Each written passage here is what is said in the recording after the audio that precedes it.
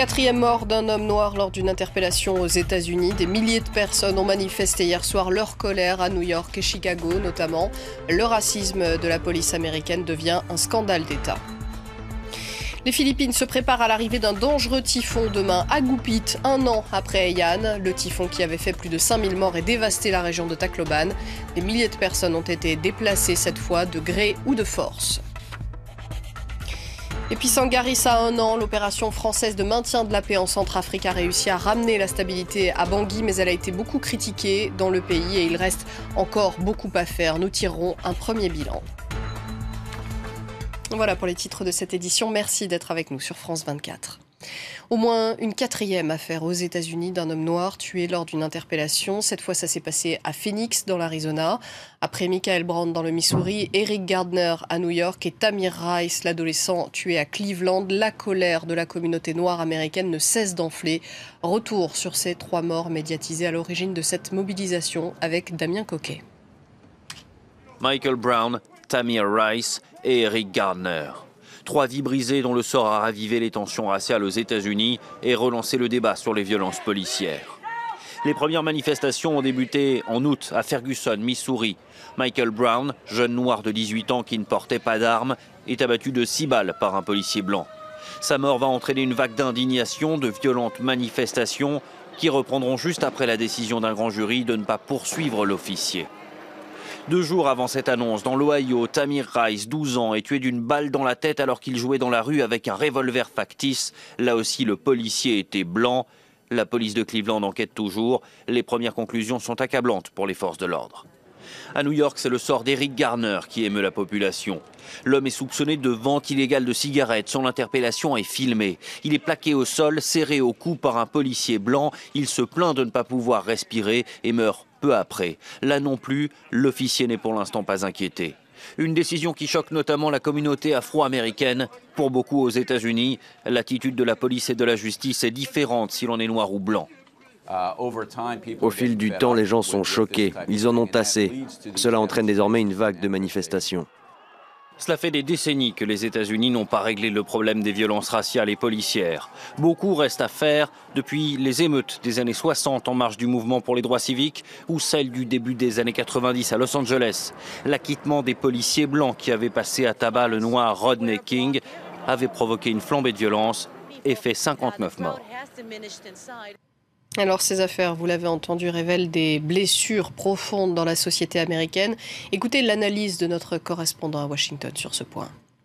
C'est trop facile de dire que la société américaine est raciste, c'est beaucoup plus complexe que ça. C'est un des rares pays occidentaux à avoir élu un président noir et il y a quand même beaucoup de chemin qui a été fait depuis les années 60, même s'il y a encore des cicatrices profondes. En revanche, il y a un vrai problème de violence policière. La police se sert très facilement de ses armes. Quand on est expatrié aux États-Unis, eh bien la première chose qu'on vous dit, si vous vous faites contrôler par la police sur la route, vous gardez vos mains sur le volant, vous n'allez pas chercher votre permis de conduire dans la boîte à gants. La police pourrait tirer en croyant que vous allez chercher une arme. C'est quelque chose de très courant aux États-Unis, cette utilisation massive des armes par la police.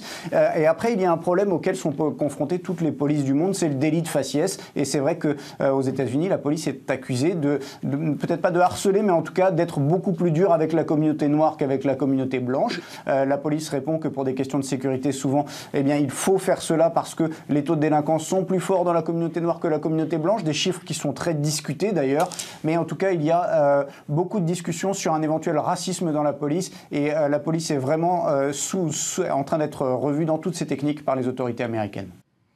Et puis à noter cette information de dernière minute, cette nomination au sein du gouvernement américain. Ashton Carter remplacera Chuck Hagel au poste de secrétaire à la Défense. Chuck Hagel avait démissionné le 24 novembre dernier après la défaite des démocrates aux élections de mi-mandat. Barack Obama vient d'annoncer cette nouvelle nomination.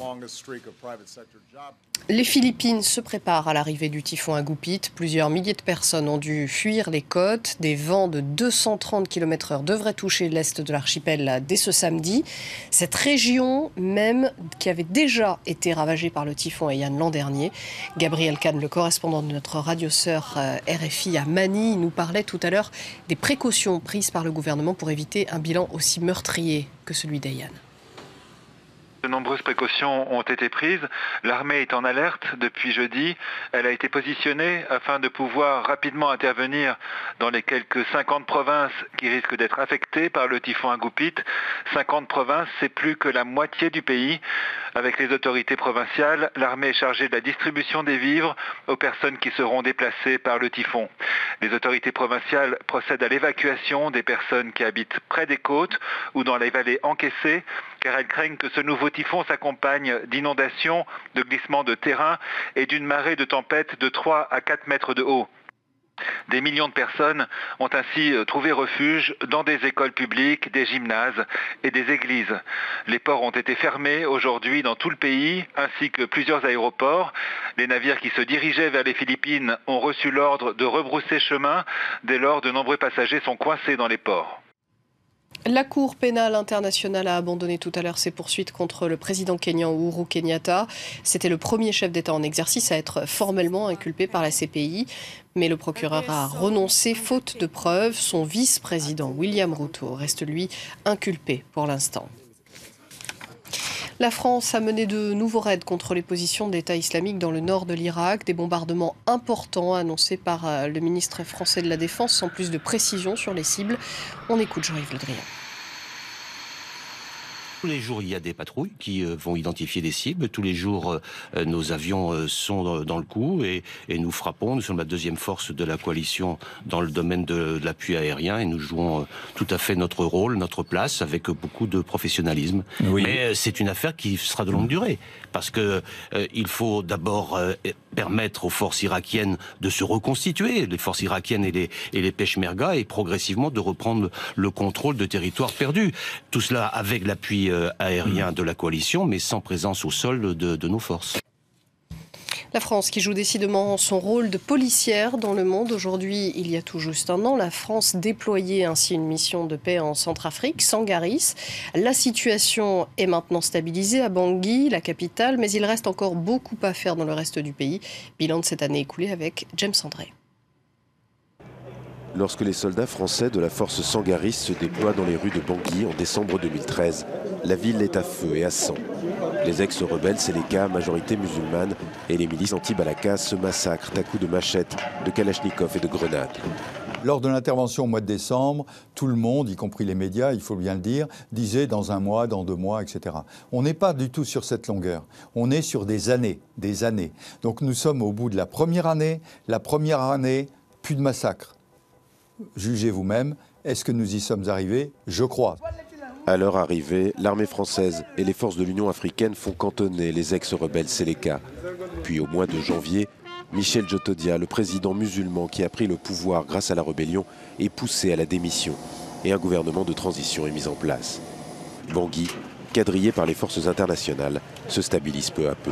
Il ne faut pas se leurrer, la stabilité est aussi là parce que les musulmans sont partis en grand nombre. Donc la paix ne sera vraiment revenue dans ce pays, non seulement quand il y aura eu des élections et un gouvernement stable, mais aussi lorsque le tissu économique aura pu se remettre en place, et ceci passe par un retour d'un grand nombre des musulmans qui assuraient ce réseau économique. Aujourd'hui, l'essentiel de la force Sangaris est déployé dans les provinces centrafricaines. Les soldats français ont déjà stabilisé une grande partie de l'ouest du pays. Désormais, il faut qu'ils reprennent le contrôle de l'est et du nord, notamment la région de Birao, fief de la Seleka. Autre anniversaire aujourd'hui, cela fait 1 an que Nelson Mandela disparaissait. Sa famille et ses proches commémorent cette date au cours d'une cérémonie intime, mais c'est toute l'Afrique du Sud qui organise des événements en mémoire du grand homme. Le récit de Ludovic de Foucault. Dans les jardins des Union Buildings, le siège du gouvernement sud-africain à Pretoria, la statue en bronze de Nelson Mandela se dresse depuis 1 an. Elle fut dévoilée quelques jours après la mort du père de la nation arc-en-ciel en décembre 2013. Le corps a abandonné, mais l'esprit de Madiba n'a jamais changé. Il est resté le même jusqu'à la fin. L'hommage le plus touchant est peut-être venu de son compagnon de détention, Ahmed Kathrada. Il s'est battu pour la liberté, et pour cette liberté, il était prêt à mourir. Pour moi, il était comme un grand frère, et il me manque, pas seulement comme leader politique, mais aussi comme mon grand frère. Absent de marque, le chef de l'État, Jacob Zuma, en déplacement à Pékin. L'année dernière, il avait essuyé des huées durant les cérémonies de deuil. Cette année, certains participants invités à prendre la parole en ont profité pour tacler sa politique. Nelson Mandela serait déçu par certains aspects de la vie sud-africaine aujourd'hui. Il serait déçu par la corruption.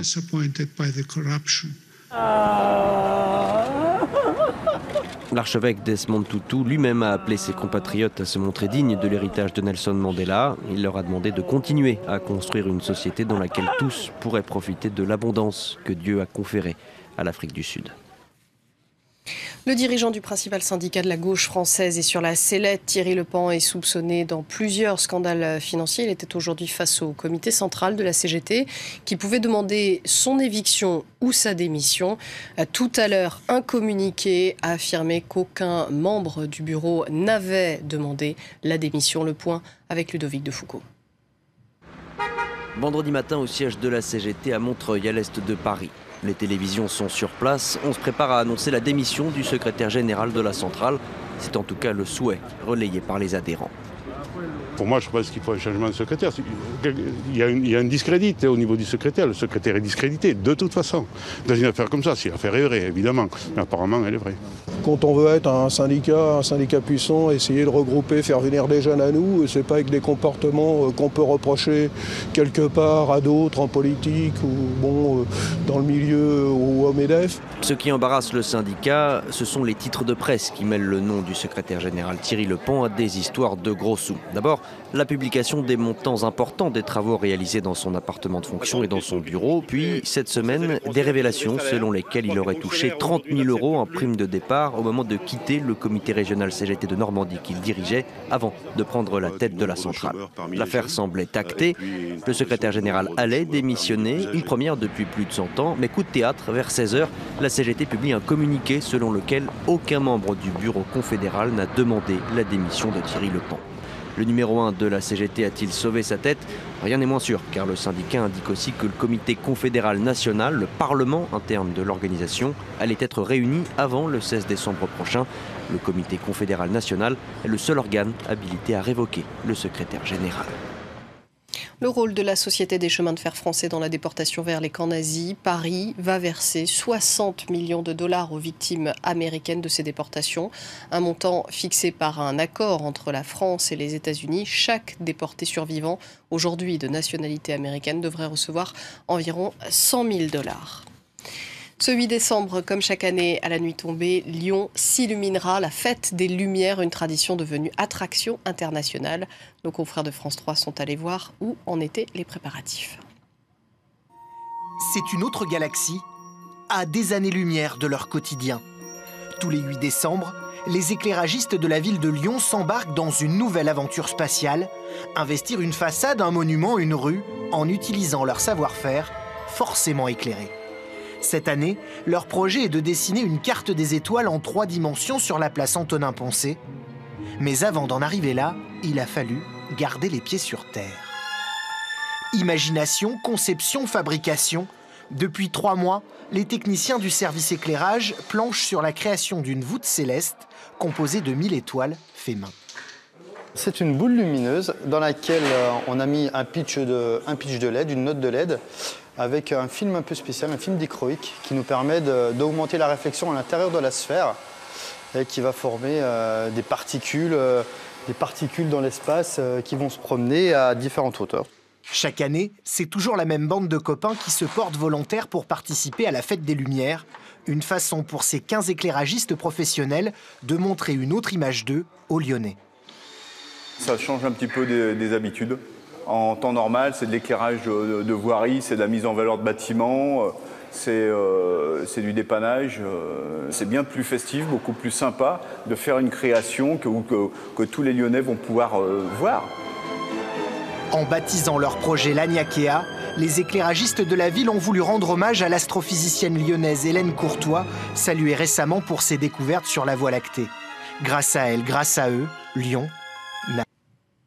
Et on termine ce journal avec ces images de l'atterrissage de la capsule Orion qui vient tout juste de se poser sur Terre. Retour après avoir fait 2 fois le tour de la Terre en un peu plus de 4 heures. Elle a améri sans trop de casse dans le Pacifique au large de la Californie.